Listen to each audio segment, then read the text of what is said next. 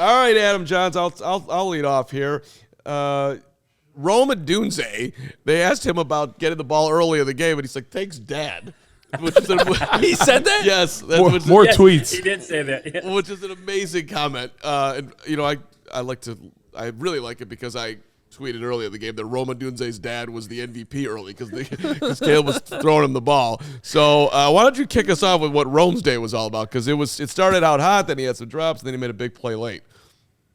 What I like about at least Odunze's answer there, that it was so good that he actually stopped and had to laugh at his own answer, calling it a good joke by him as well. And I think everybody in attendance in that scrum, it was crowded there at that point in the Bears locker room, would agree. Rome had a good day. He was the Bears' best receiver. The drops, I think he had one, maybe one. At one point, it got hard to keep track of. I know Olamide Zaccheaus definitely had the most, and DeAndre Swift had a big one here coming out in the right flap. But I thought Rome Odunze had a good day. That play call in the end zone, wide open, according to him and DJ Moore, that was the play from the Ravens game as well. So things are working with Rome Odunze. And yes, maybe he does have his dad to thank for the first play of the game, where that was completely designed to get Rome Odunze the ball right away. Jahns, we just heard from Caleb. What did you make on his day, and what can you report on what he did?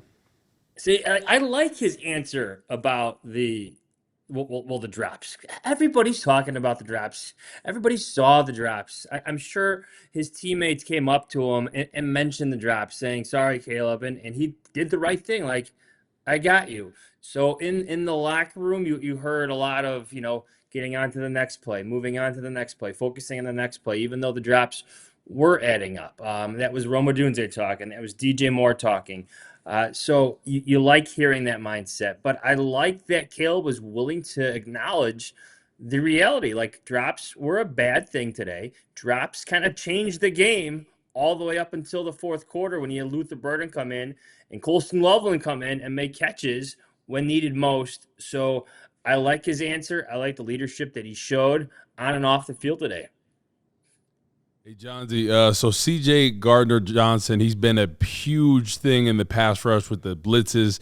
Did he talk about anything like his role on the team with Dennis Allen and kind of those gotta-have-it third downs where he's coming in there with huge sacks?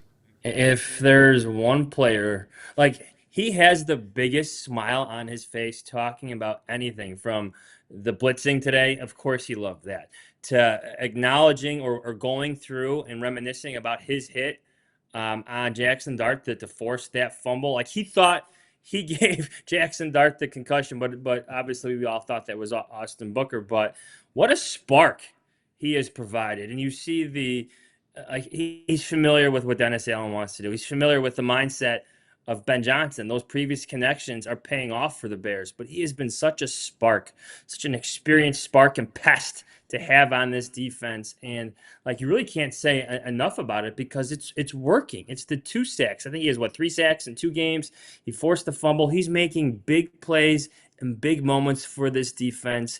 And there's been no transition period. I think that's probably the most exciting thing for Dennis Allen, that everything they actually said about him playing with us before, about needing that attitude, that tenacity as part of this defense, it's really showing every single game, every single play that CJ Gardner-Johnson plays for the Bears. So I know fans want more production out of the tight end position. Crystal at the game was calling for it at halftime, but these tight ends have been blocking their asses off all year, and Cole Kmet had crucial blocks on the first touchdown and the final touchdown to get Caleb Williams into the end zone. Did you hear anything from Cole about the day he had and how important he's been with helping these guys get into the end zone? Well, let me just read you his answer on Caleb Williams' game-winning touchdown run, because it's the play-action play. Caleb's rolling with him. He's coming underneath the coverage, right to left. Cole Kmet brags is open. Now, it's not going to be for a touchdown. Maybe breaks a tackle, gets 10, 12 yards, but there's positive yardage there if Caleb Williams wants it. But Caleb Williams wanted a bit more, so this is Cole Kmet's answer. I could just kind of feel it there in that scenario. That's when it's like, do you stay on your route or do you turn up and block? I decided to turn up and block just based on his demeanor. And not only did he block, he took his guy. I think it was safety Tyler Nubin who was covering him all the way into the end zone. And Caleb Williams followed that all the way down the sideline and into Pater in the south end zone there. So I like that connection. I think it's a sign of chemistry in terms of, the pass catchers, the tight ends, and the receivers acknowledging, realizing what Caleb wants to do in certain moments. And we knew the passing game wasn't clicking, at various points because of drops. It's a cold day, all the things that happened today. But in that moment, you saw a tight end connect with his quarterback on a block up the field on a scramble. I think that's something. To be fair, though, Tyler Nubin went to Minnesota, so, you got to take that into account. Extra point by Hoke, throwing that in there. Cole just been a phenomenal team guy since he got here. I'm sure he'd love to be catching the ball more, but he's also always been very big about the run, and that's how we win. He likes playing physical football, got to do it right there. Another glue guy, Johnsy, DJ Moore has been doing a lot of the dirty work this year, and he was in the medical tent for a while today. What do you know about his status and how he's coming out of today? We were kind of pressing him a little bit about his injury situation. Pat Finley, our good friend Patrick Finley, was there doing a good job of that. He was right next to DJ, and in our experience, DJ Moore is one of the toughest players that I've covered in recent years. Plays through injuries, doesn't want to leave the game. So to see him spend that long of a time in the blue medical tent and then leave for the locker room, that's disconcerting. That's a problem for a tough player. And then he comes out he's the last player to leave the locker room after halftime. And that's when you knew this was going to be encouraging. He's got his helmet on. He doesn't have one of the warm coats on. He's ready to play.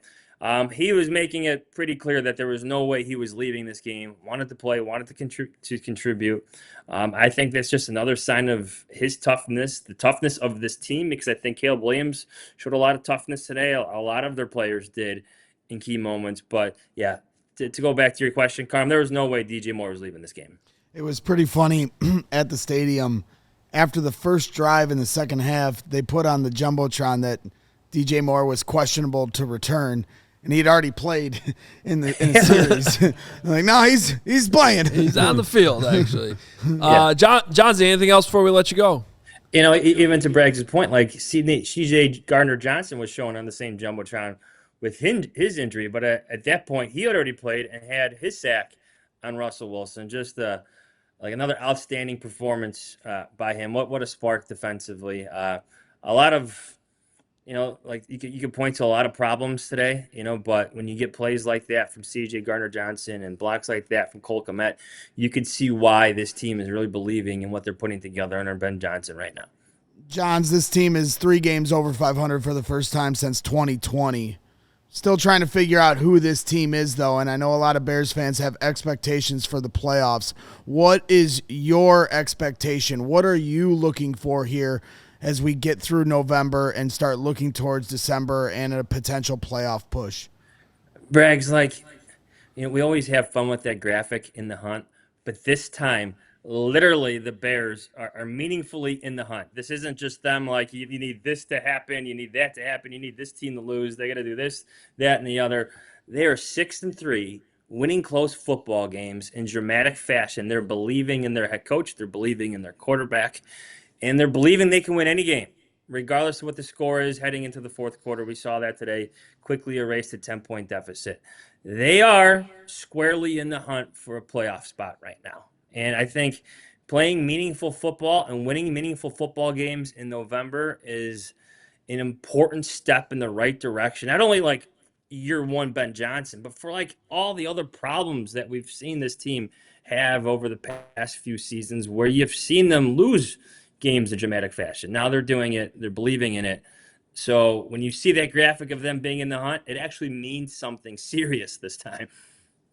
Johns, we're going to leave you with a little DJ Moore trivia / information. Do you know, has DJ Moore before today ever had a game in his career where he did not have a catch? What would your guess be? Is the answer yes or no to that? I would say no. Okay, it's happened twice in his career. The first time it happened was his first game as a rookie. They played with Carolina. They beat the Dallas Cowboys, so you're going all the way back to 2018. The second time was 2022, Adam Hogue. He did not have a catch in a Carolina win over Seattle, 30-24, December the 11th. So that was his first game as a Bear. Without a catch. First game as a Bear without a catch. Carm research it's just incredible what I do in the moment. It's really, truly.